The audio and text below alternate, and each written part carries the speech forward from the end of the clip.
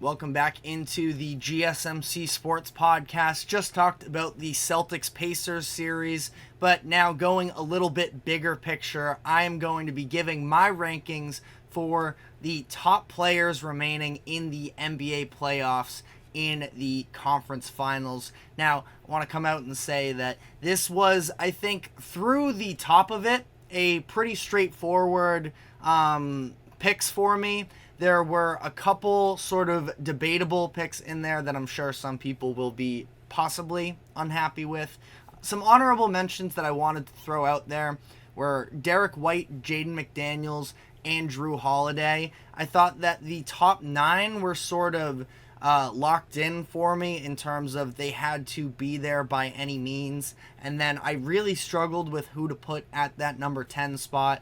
White, McDaniels, Jrue Holiday, they all provide that two-way game and are incredibly important glue guys, but somebody had to be left out, and I had to sort of put these guys to the side. But on that note, who were they edged out for? At number 10, I had Kristaps Porzingis, where this is somebody who has been a massive scoring threat throughout his career, and I do think that his post defense has sort of fallen a little bit under the radar. Now, through just sort of as a disclaimer here, this is assuming everybody is fully healthy, which will definitely come into effect when we look at the top of this ranking as well. But Porzingis is, a borderline all-star player. The part of the main reason I don't think that he did make it, probably wouldn't have made it off rip, but in terms of he would have been in contention for being a reserve if it weren't for the fact that he missed as many games as he did. But he provides such a unique scoring aspect, especially to this Celtics team, that he's been viewed all season long, really, by a lot of people as the X factor for the Celtics, that if he can perform at the level that we know he can, that would be sort of the guarantee that the Celtics could win the NBA Finals. And I still feel like even today, the Celtics are in a position where I don't think they can win the finals against either the Mavericks or the Timberwolves if Porzingis isn't playing for them. Like we talked about as an example of Game 1 last night against the Pacers, late down the stretch of that game, the Pacers just continued to put Al Horford in these switches, Halliburton calling for the Miles Turner screen, the Celtics switch everything typically. So just a situation where, and in terms of, well, maybe you don't switch everything. Once you get to the finals, if it is Luka, if it is Kyrie, you can't afford to drop down on those types of plays. So I have Kristaps Porzingis at number 10. Number 9, I have Pascal Siakam. I know he's not everybody's favorite player, but he is an incredibly effective scorer. We saw last night he was quiet in the first half, but all playoffs long, he has been so good at taking advantage of mismatches. And yes, we know that there are some limitations to his offensive game, but at the same time, he makes difficult shot after difficult shot. And the way that he has been able to sort of extend his range out a little bit more, at least from the corners. Now, above the break, other teams are going to live with him potentially firing away from 3, but I still think that he is somebody who fits almost seamlessly into this Pacers identity. I don't even think the Pacers last night ran with as much pace as they would have preferred to, but the scorer that Siakam is, and he's no slouch on the defensive end whatsoever either, I had to put him at number 9. Number 8, I have Rudy Gobert. Gobert is somebody who, depending on what style of basketball you prefer, you could have Rudy Gobert higher up on this list, or you could potentially try and even bump him off this list altogether, because he does seem like, to some degree, especially when you come to the postseason and you're playing these teams in a best-of-7 series, there are some instances where Gobert may not even be able to be on the court if they are facing an elite level of spacing on the other end. And if there is nobody to hide him. So, Gobert is one of the all-time defenders. Again, it feels almost, for me, I think it feels wrong to put him this low on the list, but we are going to see the Timberwolves tip off against the Mavericks tonight. Specifically, once the Mavericks are able to get Maxi Kleber back in the series, which sounds like he is probable to return at some point, but we don't really have all that much of a timeline yet. I think that could end up really hurting Rudy Gobert. For to see a final series against the Celtics and Kristaps Porzingis is playing, could be a similar situation there. But Gobert, no doubt, has a massive impact on the defensive side of the floor, so I had him at number 8. Number 7, I have another Timberwolf in Karl Anthony Towns, where Towns is somebody who is undeniably an all-star talent. Offensively, he is tremendous, and the leaps that he has taken defensively, specifically the role that he took on in that series against the Denver Nuggets, has to be, very highly commended. Now, Towns was an all-star this year. Me personally, I would have preferred to see maybe either one of the Kings players really in Sabonis or Fox over him, but that's a whole nother conversation that I don't want to dive into right now. Towns is an incredible talent. He's sort of talked about the fact that he believes he is one of the best shooting bigs in the history of the sport. I think he said specifically that he is the best, and a lot of people sort of rolled their eyes at that, but the reality is he is absolutely a threat from the perimeter and causes tons of mismatch problems in the NBA, and we've seen him so far in this postseason do a really good job of being able to sort of hold up from a three-point perspective, and I expect that to continue on here. Now, he's not without some flaws in the fouls and actually being able to stay on the court, which kind of drives me crazy. He's the second best player on the Timberwolves, but he's playing 32 minutes per game because of the fact that he has frequently gotten himself into foul trouble, and that is something that we have to see dip down if the Timberwolves are going to continue to make this run, and I have full faith in this Timberwolves team. I have them coming out of the Western Conference Finals, but Towns, he needs to be available for them is the number one thing, and I ultimately had him 7 here. I think that he is somebody you could definitely potentially put a little bit higher up.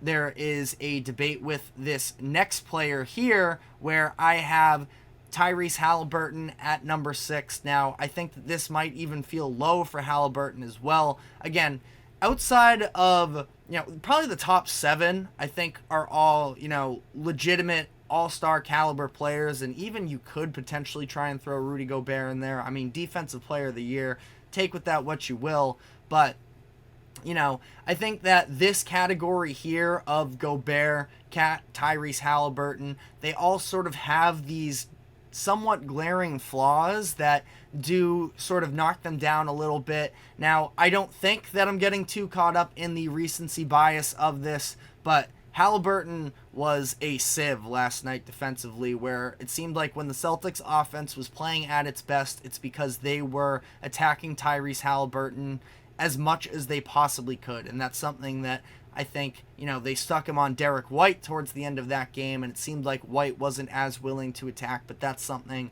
that if I'm the Celtics, I'm looking to adjust to moving forward in this series. But what was also really positive to see last night was the level of aggression was back for Tyrese Halliburton. There's been plenty of conversations about his tentativeness over the course of this postseason, and last night, the late turnovers is absolutely a killer for him.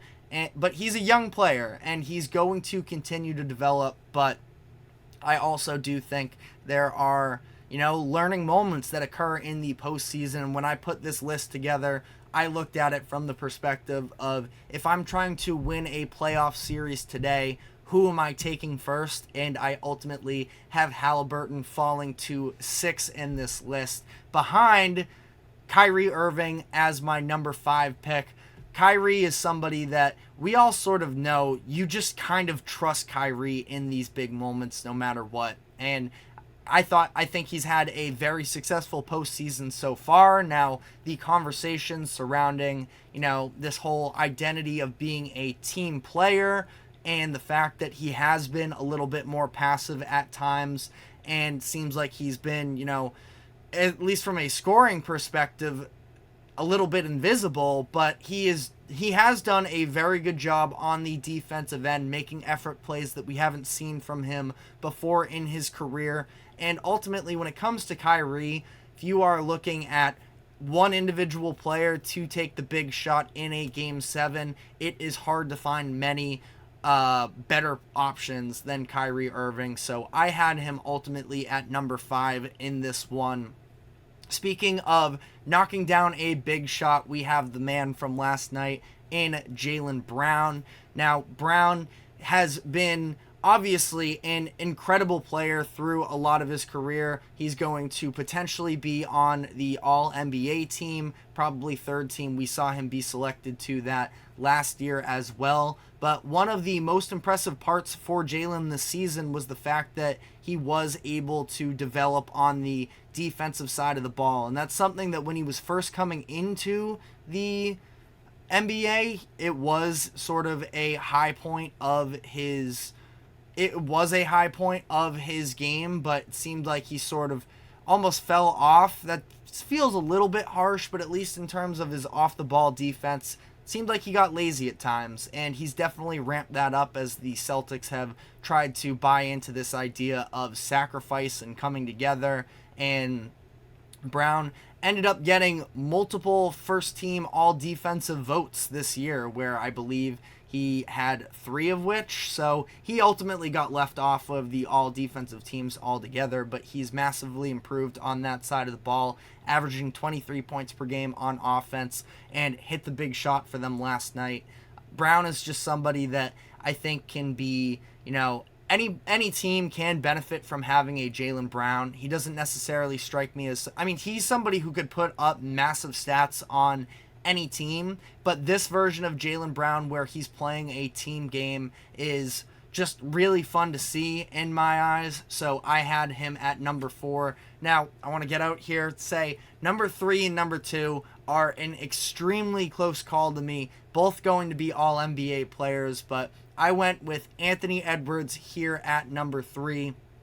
I'll just get out ahead of it a little bit here. He and Jason Tatum, who I have at number 2, are extremely close matchups, and I talked about this earlier in the postseason where I believe that Jason Tatum today is the better player than Anthony Edwards. Now, if you want to look at it from a trade value perspective and who's going to have a better career, probably lean in favor of Anthony Edwards, but there are playoff scars with Tatum that I think that he has sort of learned from, where Anthony Edwards could be sitting at home right now if the rest of his team didn't step up when he was 6 of 24 from the field in a Game 7 matchup.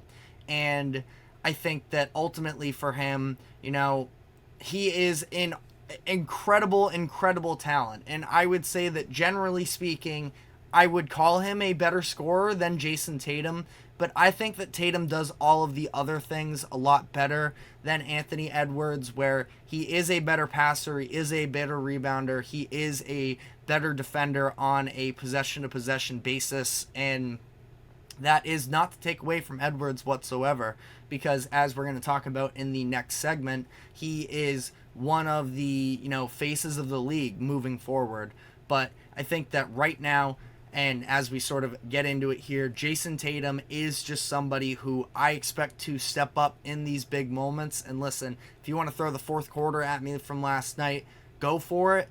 I still think that Tatum was incredible. He was a plus 20 on the court in a 5-point win, and it was very clear that any moment that he wasn't available for them, things got worse. And you can make a very similar case for Anthony Edwards as well. I think that if you want to go the entire NBA outside of this playoff conversation, Tatum and Edwards are probably just about 1 or 2 spots off from one another as well there. But let me know in the comments section what your thoughts are. This was a very close call for me. And then number 1, not really all that much of a debate, I feel like, is Luka Doncic. Now, The injury aspect with Luka, knowing that he's not fully healthy, was the one thing that sort of made me second guess. So I gave myself a little bit of an out and said, assuming all of these players are healthy, it has to be Luka. And it's really not, again, I don't think that it's a debate when all these players are fully healthy that it is Luka. The ability to hit all of the big shots just like Kyrie, be the big time scorer, the playmaker, everything about it. He can be an absolute hub of the offense, and we have seen improved defensive efforts from him as well. We know that he's a good rebounder, so all of it plays in. I think if you are trying to win a playoff series today, Luka, out of all of the players that are currently still remaining in the postseason, I think it has to be Luka Doncic. But let me know what your thoughts on my rankings are in the comment section.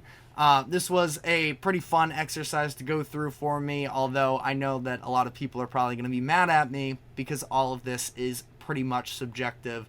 But we are now going to be taking our second break of the show, and when we come back on the other side, I want to dive into the All-NBA, or we're going to talk about the matchups that we could see in the finals with all of these players, what the top best matchups and top storylines could be. So stick with us, and we will be right back.